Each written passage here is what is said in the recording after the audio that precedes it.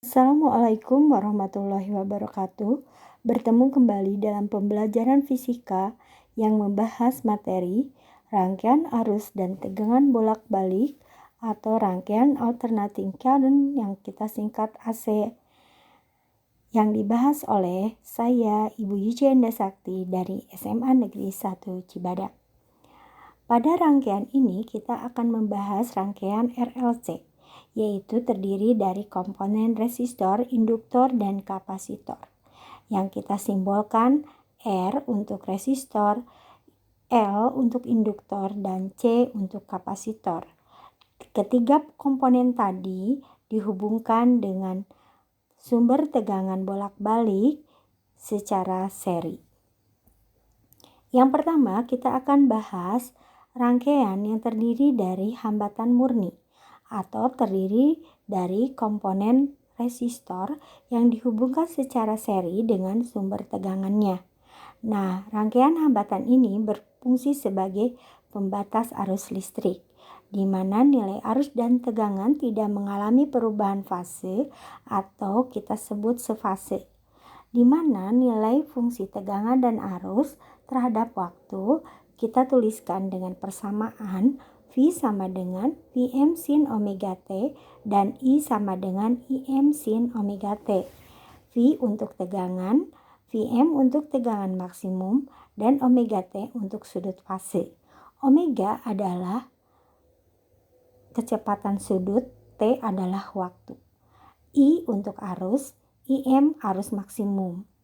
Nah, kita lihat penggambaran simbol R dengan garis zigzag seperti gambar paling kiri dihubungkan dengan sumber tegangan V. Dan untuk gambar yang kedua adalah menggambarkan grafik sinusoida dari nilai V dan I. Nampak V dan I sefase. Dan gambar yang ketiga menggambarkan diagram fasor V dan I, di mana V dan I adalah satu garis. Berikut kita akan bahas rangkaian yang terdiri dari induktor atau kumparan yang dihubungkan terhadap sumber tegangan bolak-balik seperti gambar yang A. Pada ujung-ujung induktor tadi akan muncul yang namanya GGL induksi. Yang besarnya bisa kita rumuskan dengan rumus epsilon sama dengan min L dI per dt. L adalah nilai induktansi dari induktor dan dI per dt adalah nilai perubahan arus terhadap waktu. Gambar yang B menunjukkan grafik dari V dan I, grafik sinusoida, di mana nampak bahwa V mendahului I. Untuk nilai hambatan pada induktor, kita sebut reaktansi induktif atau hambatan induktif, kita simbolkan dengan XL yang dihitung dari omega dikali L atau 2pi kali frekuensi dikali L. Sedangkan untuk persamaan V dan I, kita bisa lihat dengan persamaan berikut. V sama dengan Vm sin omega T dan nilai I-nya sama dengan Im sin omega T min setengah pi. Nampak terjadi perbedaan sebesar setengah pi atau 90 derajat. Pada diagram fasor, pada gambar C nampak perbedaan sudutnya adalah nampak pada garis pink untuk arus I dan garis biru muda untuk V. Berikutnya adalah rangkaian yang terdiri dari kapasitor murni atau suatu plat sejajar dihubungkan dengan tegangan bolak-balik. Nampak pada ujung-ujung kapasitor muncul beda potensial yang dapat dihitung dari muatan Q per kapasitas kapasitor atau kita tulis V sama dengan Q per C. Dan nilai hambatan pada kapasitor itu kita bisa hitung dengan simbol XC sama dengan 1 per omega C atau 1 per 2 PF kali C. Nah, untuk nilai hambatan tadi akan mempengaruhi perbedaan fase pada tegangan dan arusnya, sehingga nampak di situ arus lebih mendahului V. Nampak pada gambar B.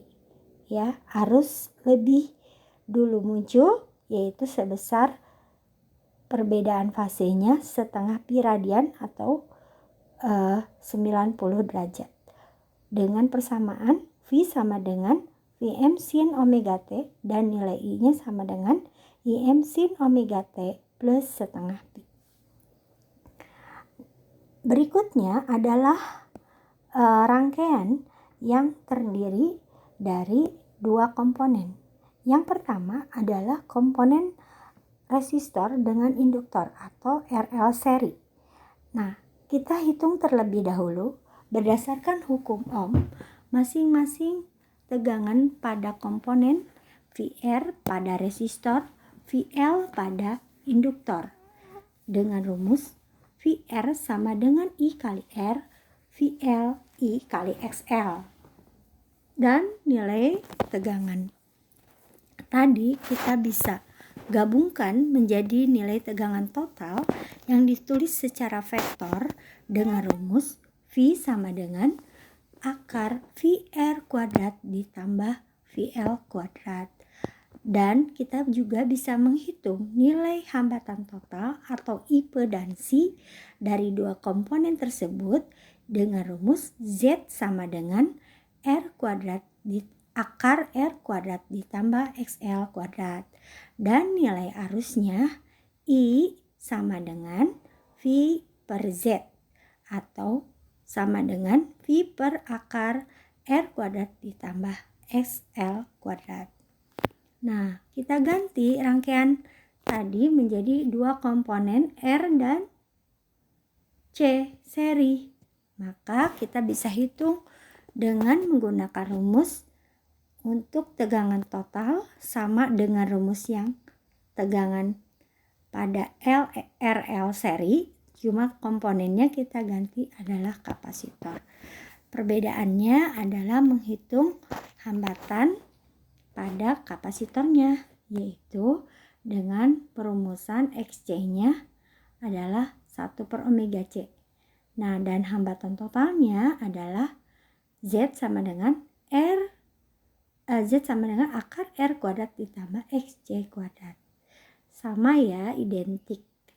Berikutnya, kita akan hitung pula bagaimana kalau rangkaian tadi terdiri dari 3 komponen R, L, dan C secara seri. Langkah pertama tentu kita harus tahu juga berdasarkan hukum Ohm ya, masing-masing komponen nilai tegangannya berbeda karena rangkaiannya seri.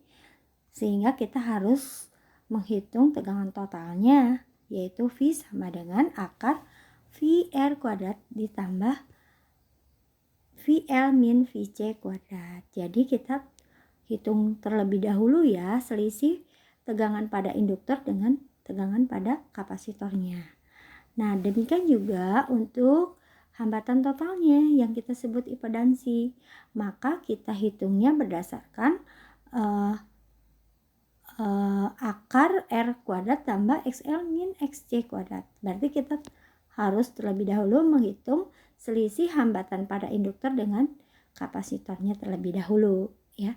Begitu juga dengan menghitung arus pada rangkaian. Berarti kita hitung dulu tegangan total dengan impedansinya. Baru kita bisa mendapatkan arus total pada rangkaian. Karena seri tentunya nilai arusnya sama ya pada masing-masing komponen. Nah, selanjutnya jika rangkaian ini mengalami suatu resonansi, di mana resonansi terjadi jika nilai hambatan pada induktornya sama dengan nilai hambatan pada kapasitor, sehingga XL min XC-nya sama dengan 0 atau impedansinya sama dengan nilai hambatan pada resistor atau Z sama dengan R. Nah, berarti menghitung arus totalnya hanya membandingkan nilai V dengan R atau tegangan total dengan hambatan resistor saja. Nah, untuk menghitung frekuensi resonansi tentu diturunkan dari persamaan XL sama dengan XC, atau omega L sama dengan 1 per omega C, atau omega kuadrat sama dengan 1 per LC, atau frekuensi resonansinya bisa kita hitung dengan rumus F sama dengan 1 per 2 pi akar L kali C. Nah, ada juga yang disebut dengan tegangan dan arus efektif dan maksimum. Apa itu? Nilai efektif dari suatu tegangan dan arus adalah nilai yang terukur pada suatu alat ukur. Sedangkan nilai maksimumnya adalah yang nampak pada grafik sinusoida, biasanya nampak pada suatu alat yang kita sebut sebagai osiloskop. Nah, perhitungan nilai efektif itu bisa kita hitung dengan membandingkan nilai maksimum per akar 2. Contohnya misalkan arus efektif, berarti sama dengan IM per akar 2. Tegangan efektif, VM per akar 2. Sedangkan untuk menghitung nilai rata-ratanya adalah 2 kali nilai maksimum per pi, di mana pi-nya adalah tetapan yang bernilai 3,14 atau 22 per 7. Untuk IR berarti sama dengan 2 IM per pi. Untuk VR sama dengan 2 VM per pi. Nah, mudah bukan? Jangan khawatir, berikutnya kita juga harus tahu dalam rangkaian ada yang disebut daya. Nah, daya pada arus bolak-balik tentu berbeda dengan arus searah. Nah, pada arus bolak-balik ada faktor daya. Nah, faktor daya ini adalah perbandingan antara hambatan dengan impedansinya. Sehingga menghitung daya itu dirumuskan dengan V kali I kali cos theta. Atau karena V itu adalah I kali Z, maka kita bisa menghitung daya itu dengan I kuadrat kali Z kali cos theta atau faktor daya. Nah, itu untuk menentukan faktor dayanya jangan lupa ya. Bisa dihitung dari R per Z atau bisa dihitung dari VR per V. VR adalah tegangan pada resistor, V adalah tegangan total. Ya, sudah paham bukan? Nah, berikutnya kita akan tulis beberapa rangkuman penting dari suatu rangkaian RLC. Nah, kalian sudah bahas tadi ya, dituliskan kembali ya untuk diingat.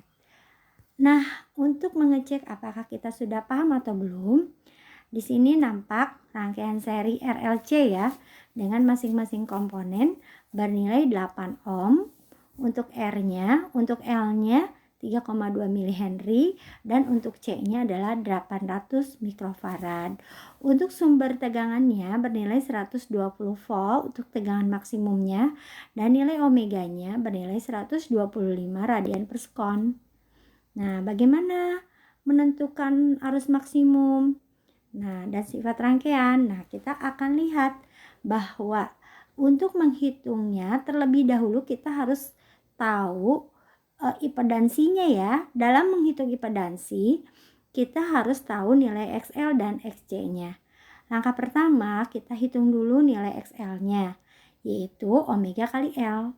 Omeganya bernilai 125 dan L-nya adalah 3,2 kali 10 pangkat min 3. Karena kita ubah dari milihenry ke henry. Sehingga kita peroleh XL-nya 4 ohm. Kemudian kita hitung XC-nya yaitu 1 per omega C. Yaitu 100 per 125 kali 8 kali 10 pangkat min 4. Dari mana 8 kali 10 min 4?